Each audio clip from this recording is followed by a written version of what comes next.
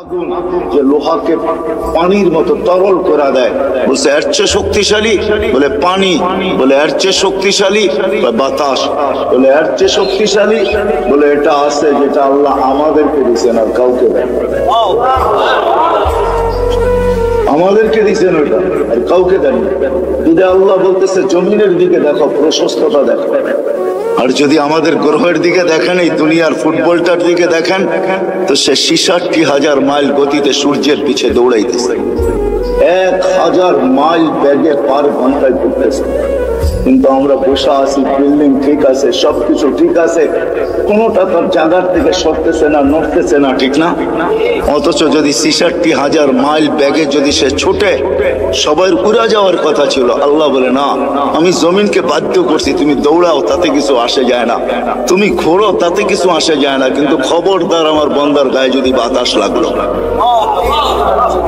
আল্লাহ আল্লাহ করার, আল্লাহ বলে আমি বাধ্য করছি, এটা তোমাকেও বাধ্য করতে পারে, আল্লাহ বাধ্য করবে।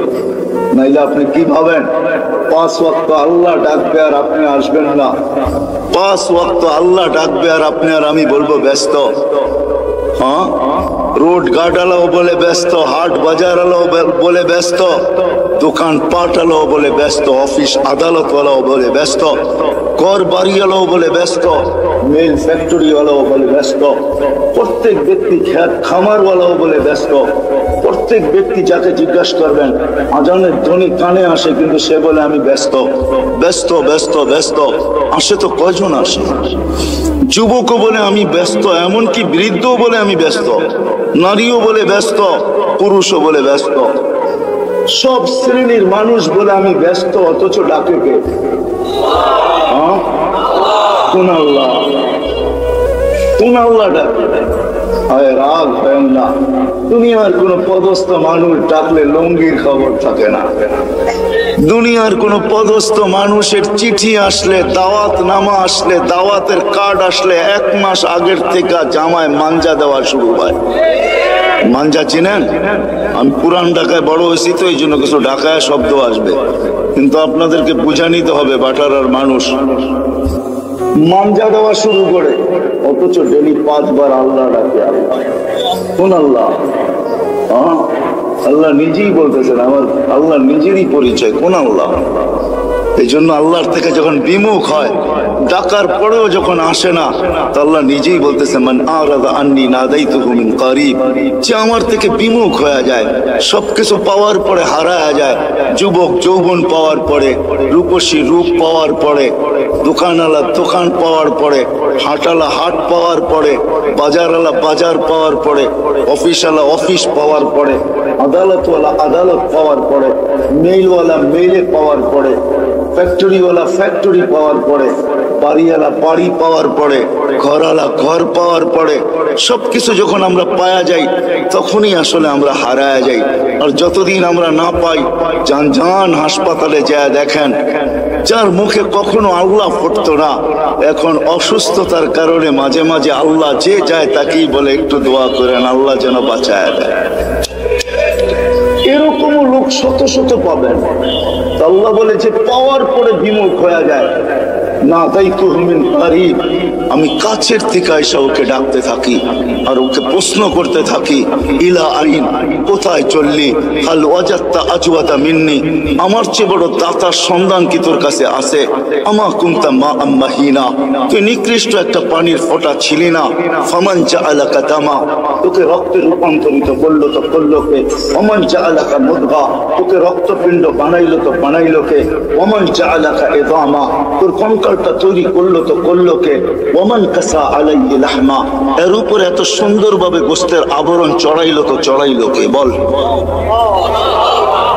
আল্লাহ প্রশ্ন করে বল, আমা কুনতা সাগীরা, তুই কি ছোট্ট ছিলি না? আমা কুনতা যায়ীফা, তুই কি দুর্বল ছিলি না? আমা কুনতা জাহিলা, তুই কি অজ্ঞ ছিলি না? আমা কুনতা মিসকিনা, তুই কি অসহায় নিঃস্বয় ছিলি না? আজকে সবকিছু পাওয়ার পরে বিদ্যানকেও দেখবেন বিদ্যার পাপ নিয়ে চলে, সবাই বাবে চলে আসছে। বাপ বোঝেন তো, অন্য শব্দটা বললাম না, হয়তো আপনাদের দিলেও লেগে যেতে পারে, এই জন্য শব্দ পরিবর্তন করে বললাম। সবাই বাপ নিয়ে চলে, বিদ্যাঙ্ক দেখবেন বিদ্যার বাপ নিয়ে চলে, পদালকে দেখবেন পদের বাপ নিয়ে চলে। তো আল্লাহ জিজ্ঞাসা করে, তুই অজ্ঞ ছিলি না, তুই নিশ্চয় ছিলি না? আল্লাহ চিত্র তুলে ধরেন, তোর তো দাঁত ছিল না এক সময়, তুই কাটবি দূরের কথা। মার পেটের থেকে যখন আসছিলি তো তোর তো দাঁত ছিল না। জিহ্বা ছিল কিন্তু বাক শক্তি ছিল না। কান ছিল কিন্তু শ্রবণ শক্তির কার্যকারিতা ছিল না। চক্ষু ছিল দৃষ্টি শক্তির কার্যকারিতা ছিল না।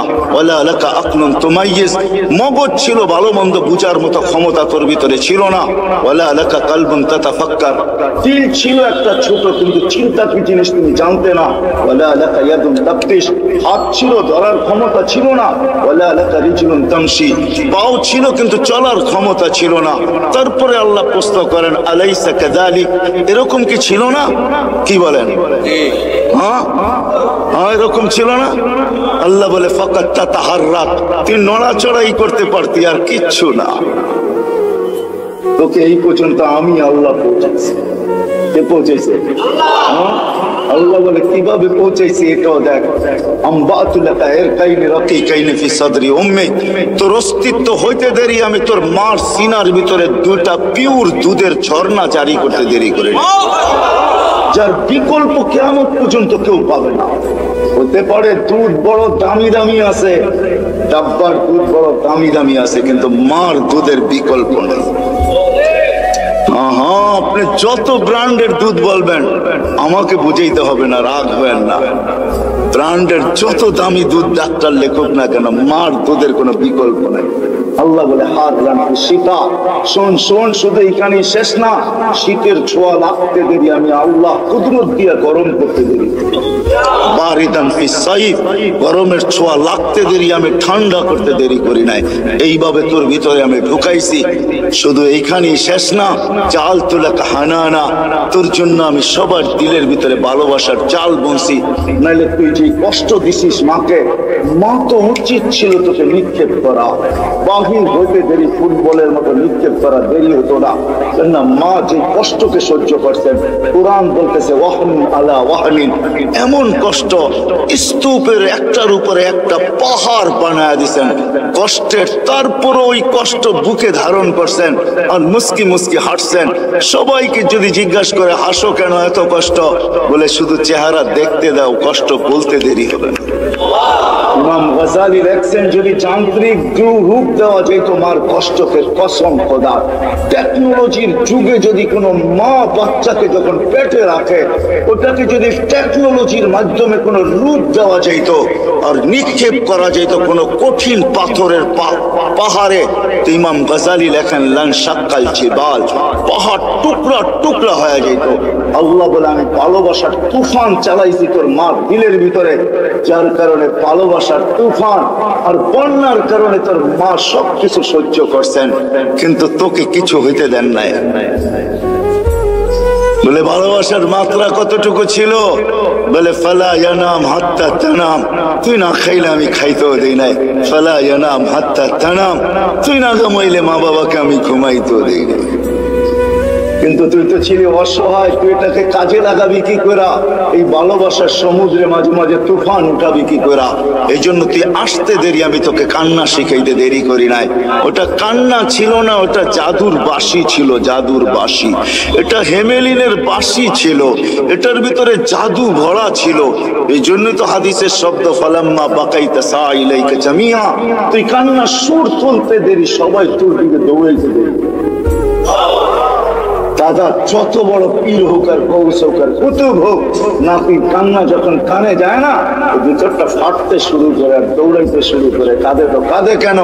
আরে গৌস আর কুতুব আর কি, দুজাহানের বাদশাহ মুহাম্মদুর রাসূলুল্লাহ, যাকে সৃষ্টি না করলে আল্লাহ কিছুই করতেন না, যার সুবাদে আমরা এখনো চলতেছি।